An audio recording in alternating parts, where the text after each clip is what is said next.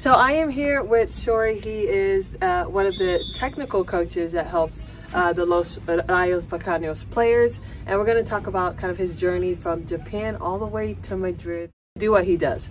So Shori, just to open it up, you know, when I think of Japan and Madrid, two separate, completely different countries, Yes.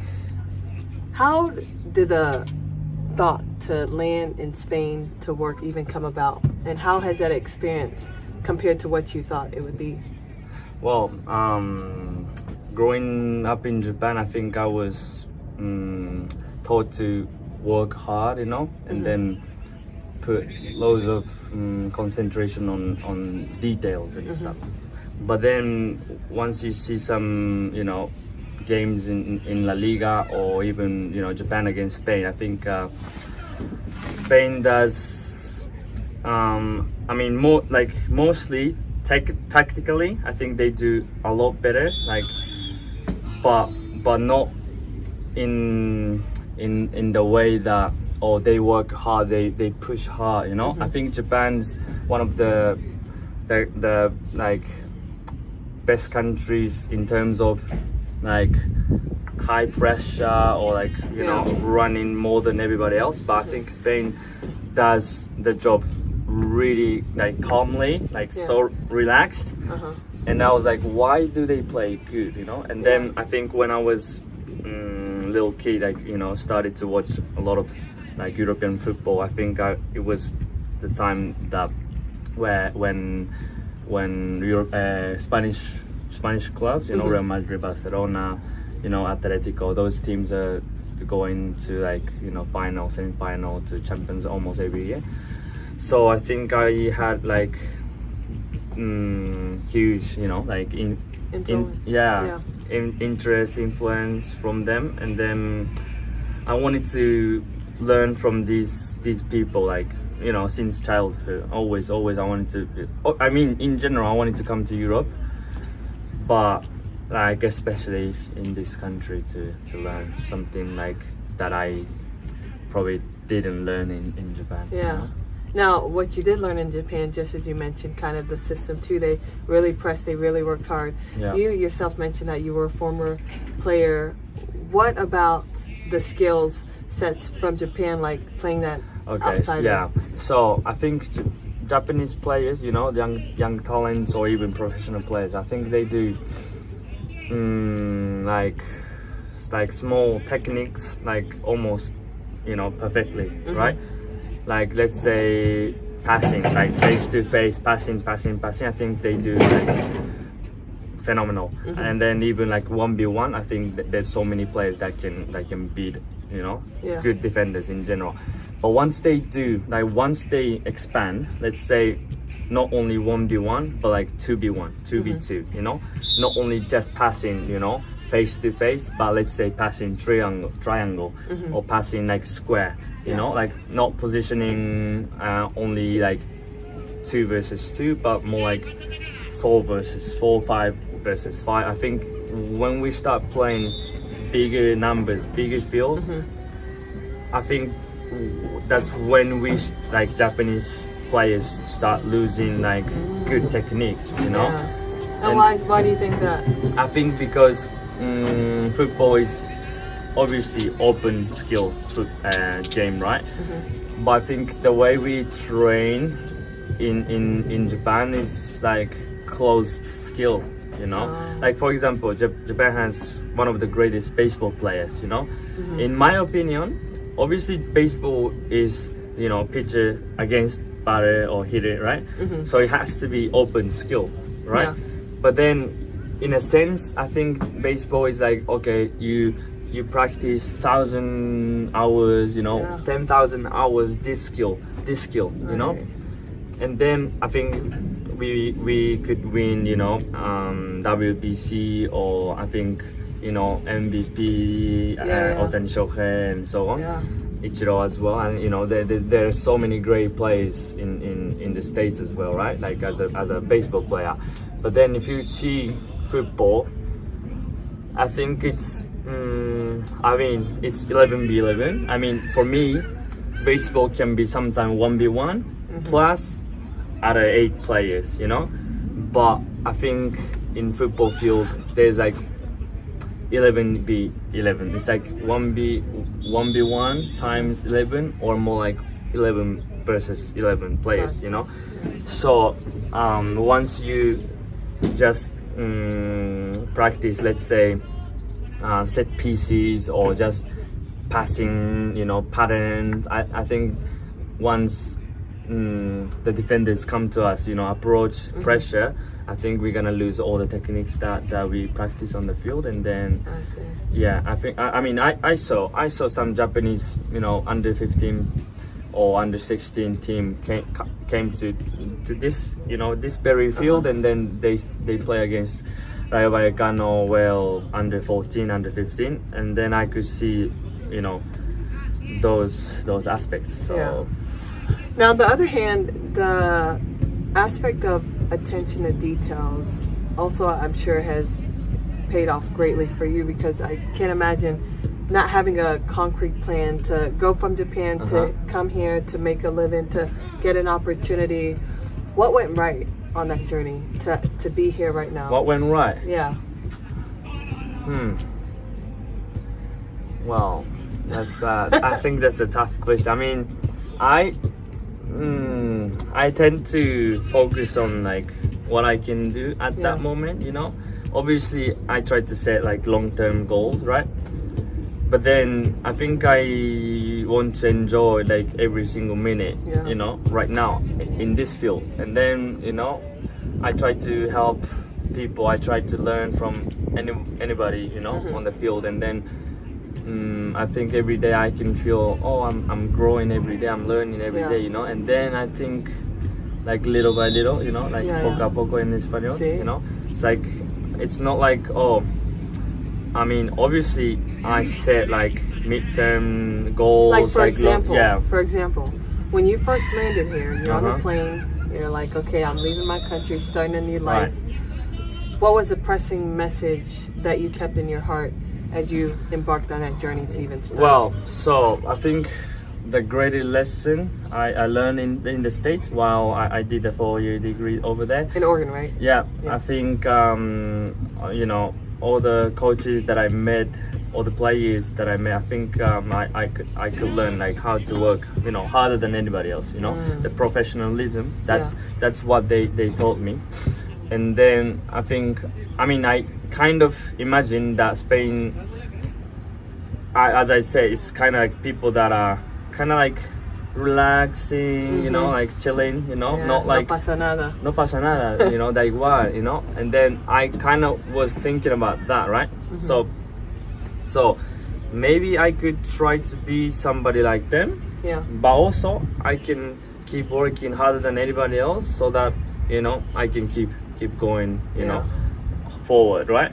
So like I try to be like myself. Okay, I should work harder than anybody else. I try to find something, you know, that I can do, or if there's something that I cannot do, I try to, you know, ask or learn from somebody else. And then I think that's the key to, you know, because I didn't know, like first year I didn't know how I could join, you know, the first division club, or like even like a local team, you know, that plays, because really you came here not knowing anybody, not knowing anybody, not knowing anybody. And then maybe I could say hi and then, you know, introduce myself in Spanish, but I had like zero knowledge in general. I mean, I could count until 100, for example, but not like I wasn't prepared enough in terms of language. So like I went to the language school that you're both now going to studying, academic contacto with Professor Lola. She's great. She's a great. Shout out for her, because she'll be listening to this. So I mean, you know, only like 3-4 months over there, but you know, like first week I didn't know anything about Spain in general. I didn't even think about football, you know. Okay, obviously I wanted to go to find some club teams, or maybe, you know, go to some practice, you know, like to watch and stuff. But, you know, first 3-4 months I'm gonna focus on Spanish.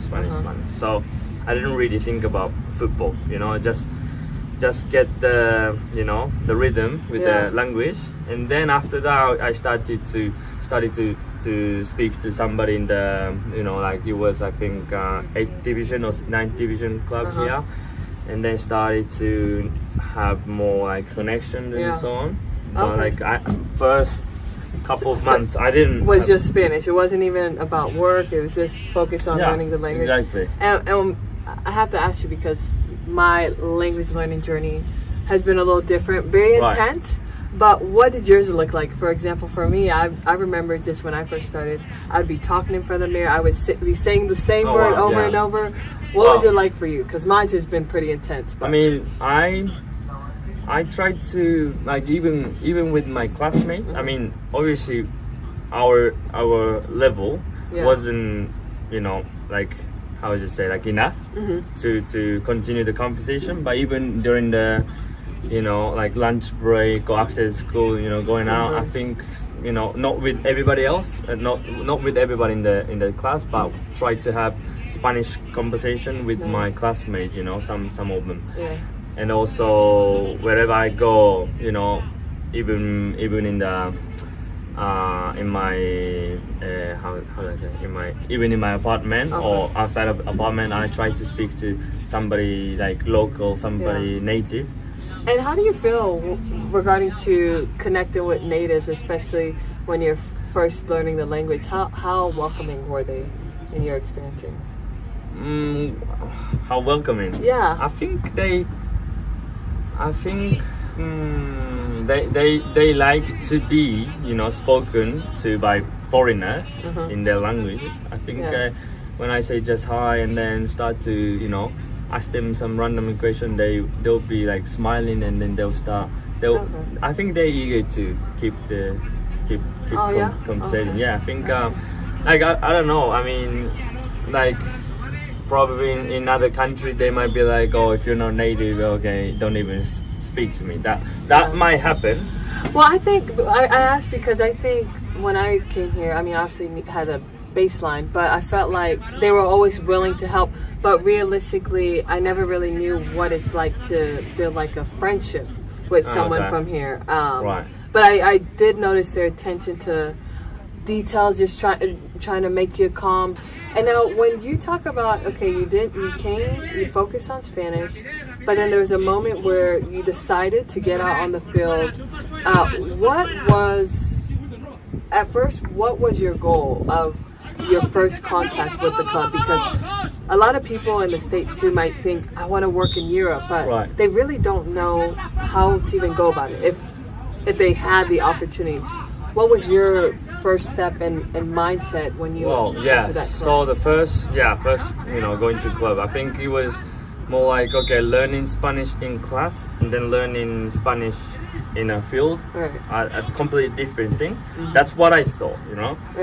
I mean, even just speaking to Lola or my classmates, and then now going to some bar and then watching some Real Madrid game and speaking to like random guys next to me. And it's completely different thing. So what I was focusing on was, okay, obviously I want to do my part, you know, like SNC, and then I try to help some players, you know. And that's strength and conditioning for you guys that don't know. And we'll talk about that soon. So I wanted to do, let's say, like, you know, gym session by myself, you know, warming up by myself, but more like focused on, okay, what's the difference, you know, like Spanish in class and Spanish in locker room in the field. So I tried to get like a lot of vocabularies, you know, on the field, and then try to have, you know, good relationship with the coaching staff, with the players, you know, young kids. And then after that, okay, if they let me do some work, I can. But I think first club allowed me to do both in English and in Spanish, and then that helped me a lot, you know. If I cannot explain myself, if I cannot say something, I say just, you know, in English, and then some players can understand or help other players, or everybody in general understood, you know, más o menos, you know, approximately what I tried to say. So I think it was not really like work a specific Yeah. thing, but more like language specific Yeah. concentration. And now, obviously, you communicate fully with your team Well, in Spanish. For the fully, most. Oh yeah. no. Oh, okay. Yes, I Well, mean, I'm trying when we to- first I'm met, you trying were to. talking just all Spanish, so Yeah. got to give that to you. I do want to ask you, because you obviously, it sounds like you had to sacrifice quite a bit of your time to first get even a job, an opportunity to get someone to say, hey, we want to give you, you know, a compensation for your work.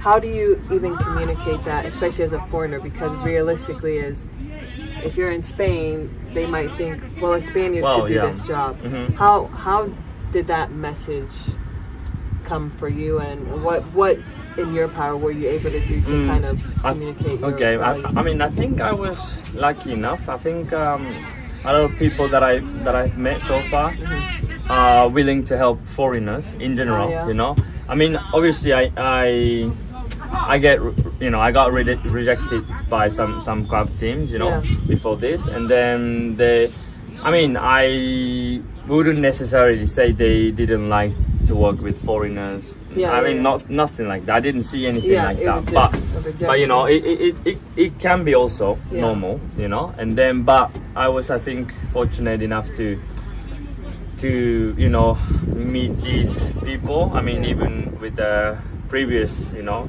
club, the internship that I did, I think they were willing to have, you know, foreigners, and then try to make the team kind of international as well. Yeah. So Okay. I don't think they say, okay, you're Japanese, you're from you know, you did only studied in United States. Okay, you know, it's more like, okay, you have good experience in the United States, you try to learn Spanish, you try to be with us. Okay, come on in. Okay. You know, that's Very that's cool. what I received. So Oh, that's awesome. think, But you yeah. also, as you mentioned, you receive rejection. And I think some people don't really realize that in sports, but really in life, right? yeah, Everyone's not going to pick you. no. During those periods where you might have not got picked, what kept you motivated to keep kind of pursuing that goal, as Well, you mentioned? I mean, I'm doing what I love, you know. Yeah. I mean, like, not everybody can be still on the football pitch and then still doing what, you know, they wanted to do in their childhood, right? Yeah. So I think it's not really like motivation, discipline, you know. I just want to find somebody that loves this sport, and Yeah. then I just want to work with them, you know. And then if one club is gonna reject me, but there's a million other clubs Right. teams, you know. So I think it wasn't how do I say, it wasn't like meant to be, you know. Uh-huh. And then Yeah. that's it, just go on, you know, until somebody finds me, you know. Right. I think it's more of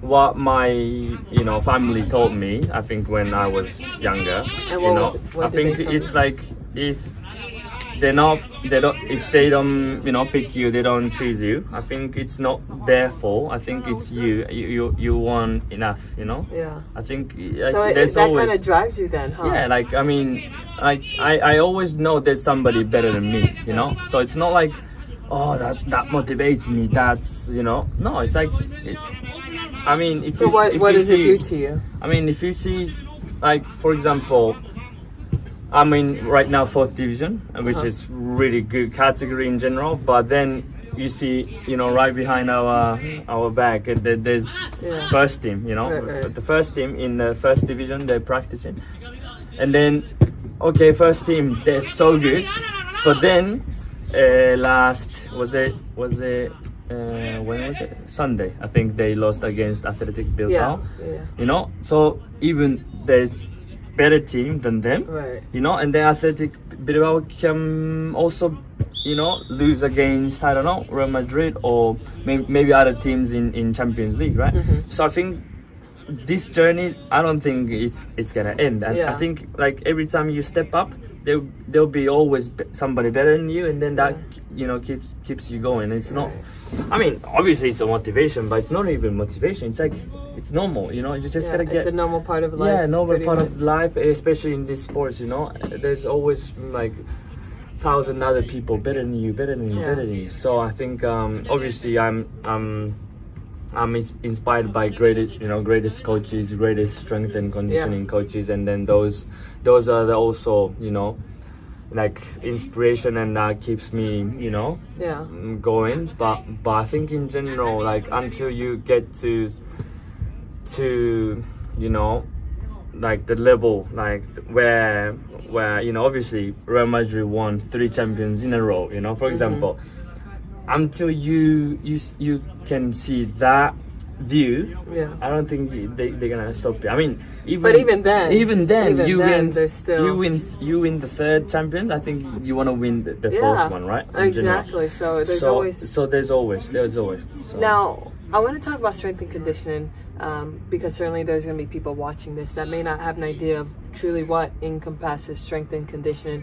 But first, obviously, because as you mentioned, you have this passion, you have this love to do what you do. How did that love of strength and conditioning come, or when in your life did that come about? Okay, yeah. So that's a good question, because since little kid I wanted to become professional footballers, in general, like in J League or in Europe, and like wherever, I want to keep playing. But then I knew I wasn't talented enough, so I think I was practicing like quite a lot more, like outside of the field by myself, And then obviously when I was really, really young, I think I was doing technical work, like passing to the drill, dribbling, all the stuff. But then started to be like teenager, and then sometimes there's a guy taller than you, bigger than you, and then you lose on like duels, and then I started to do some physical work, like obviously like sprinting, running, those also like physical preparation, but also like some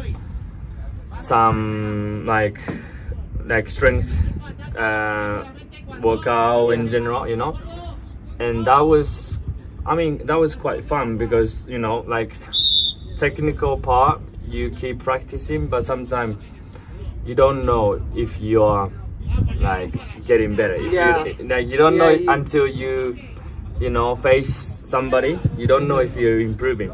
But like physical aspect, I think you run, you try to improve your sprinting technique, or you try to jump higher. I think you can see a little bit of improvements by yourself, So that was, I think, really interesting, and then I kept going.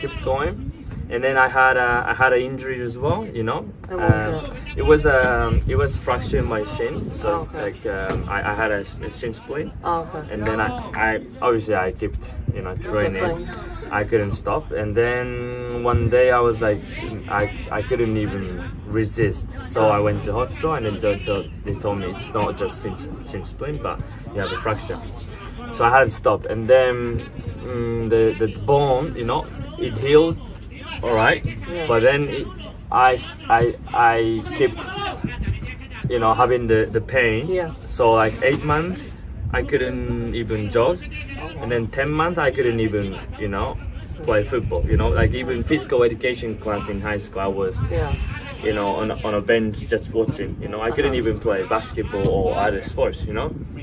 So and then through that period I was with physio. And then he told me all the exercises, how to recover, how to do like foam roll, like a lot of things.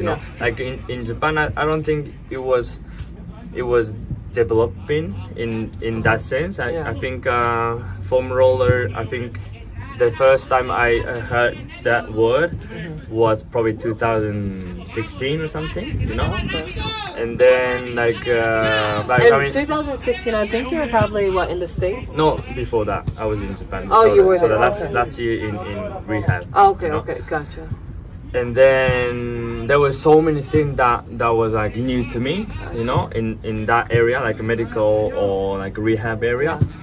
And then that was so interesting, and then I started to read more books, try to watch more YouTube videos and stuff. Then you know, I eventually gave up on that dream to become professional player. And then what do I do now, you know? And then I was like, maybe that's interesting to be, for example, physio, you know, or athletic trainer, right? But then what I was thinking at the time was, I want to be on the pitch, you know? I see. You know? So I think physical fitness coach, strengthening coach, I think that's the best job that I could see myself in. So. And what does that look like for you now? Because obviously, the first time I came to this pitch, you were obviously there, kind of doing some activation stuff. But kind of what's your day to day when you're here at the pitch helping? Yeah. So right now I'm in charge of pre-training activation. Like sometimes, depending on the day, we just do, you know, mobilities and then nothing else. But mostly we do some activation with the, for example, band or some medicine balls and those stuff like that. And then also depending on the day, we do also post-training gym session. And then I think that's what I kind of, you know. So you do a lot of your work before the game or the training, is that right? And then after that, I mean, it's... Yeah, depending on the day. Sometimes, so let's say 20 minutes, 30 minutes before the training, we do light activation, like, you know, warming up. And then we come to the training field, we do 1 hour and a half, 1 hour, you know. And then sometime, like, during the season, I think we do twice or 3 times a week.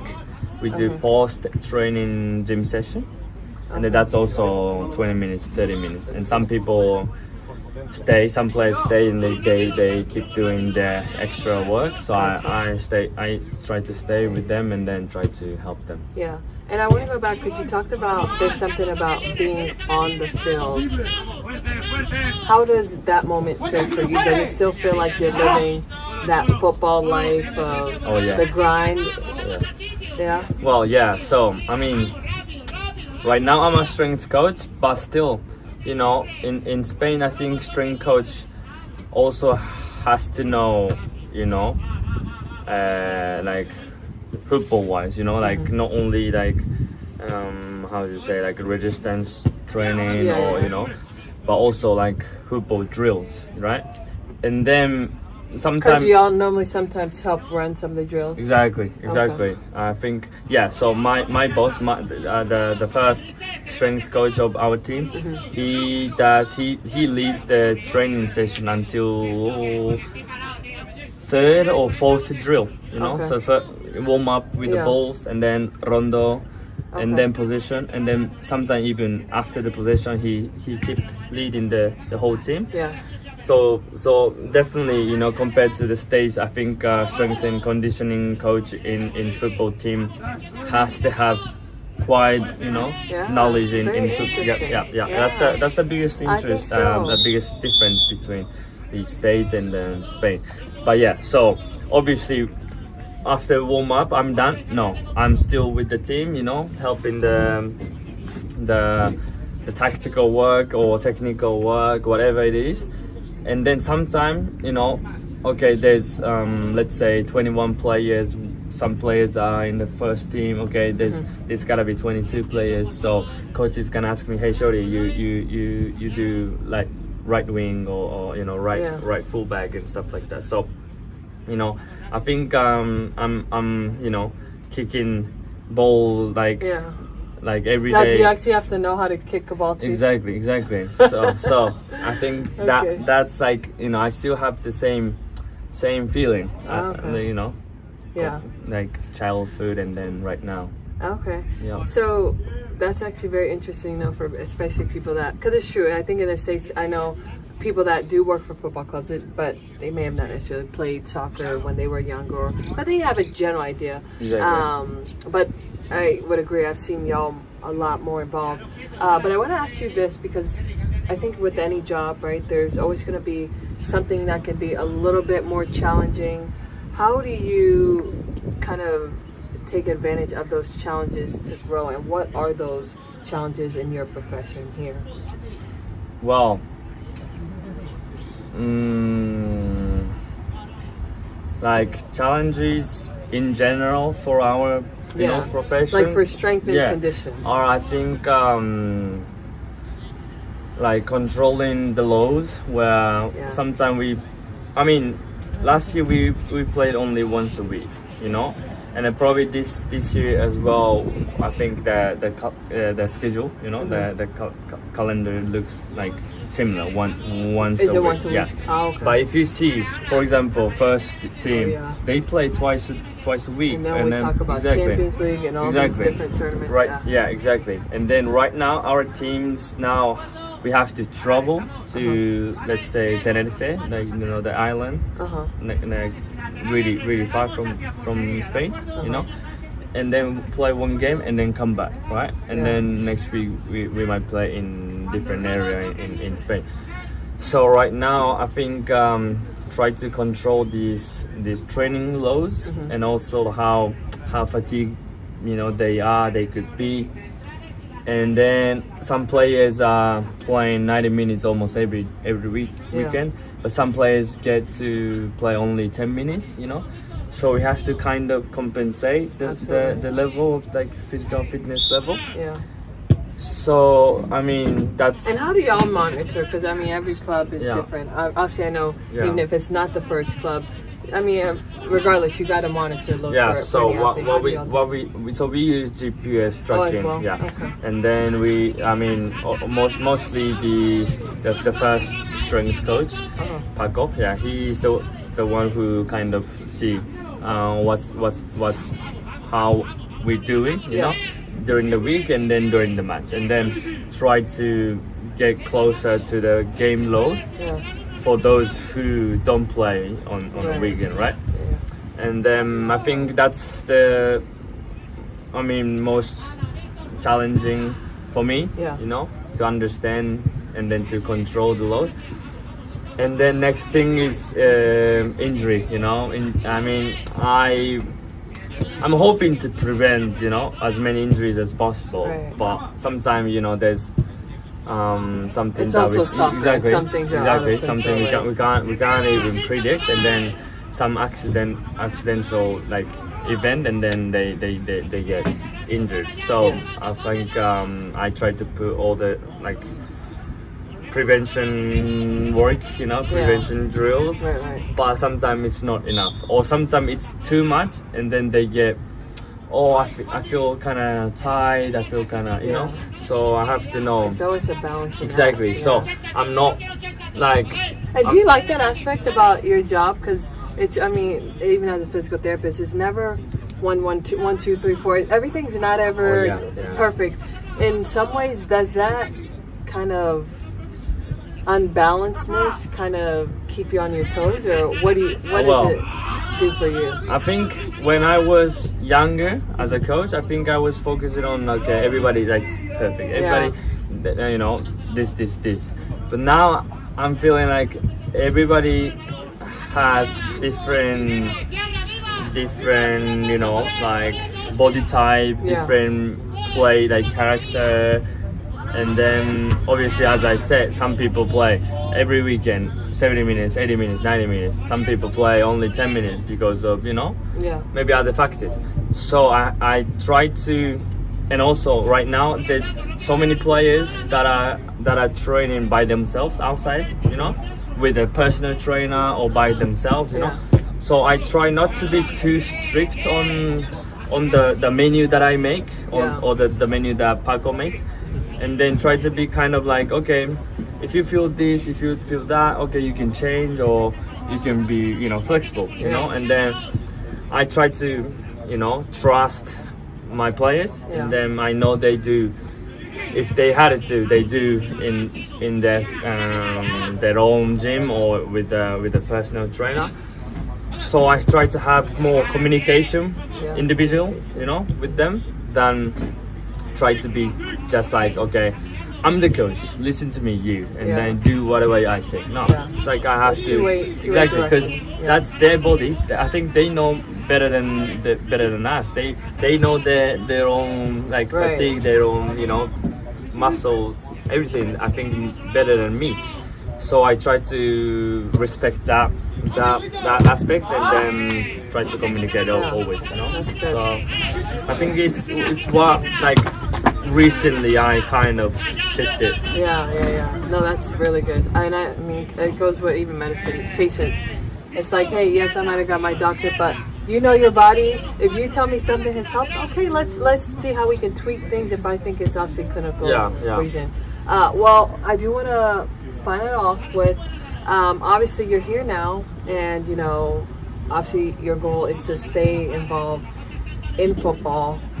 Where do you see yourself? I mean, obviously you're happy now, but where is not necessarily the end, but where you're next seeking to go? I mean, after our training session, I turn around and I see first team training session. Oh, okay. And then right now, that's the biggest, goal, biggest motivation, Wow, that's amazing. And then I know there's huge gap between our, fourth division and then first division, obviously. And then, so I think through that journey, I might go to the other part of the world. I don't know. Yeah. But for now, what I'm seeking is always, I try to help the players that are better in football. Mm-hmm. Like always, better players in football. And then maybe I could help them in my specialization, like how to run better, how to run faster, how to jump taller. Yeah, because every advantage, right? Exactly. In sports in general, is key. Yeah, so that's cool. that's what I'm, hoping to see in the future. So some players that are already good as a footballer, and then I want to help them become better athletes. Thanks for tuning in, and if you found this helpful, please be sure to give me a rating and your thoughts on the episode. And obviously, don't hesitate to share with those so we can keep bringing you great content. We'll see you next time.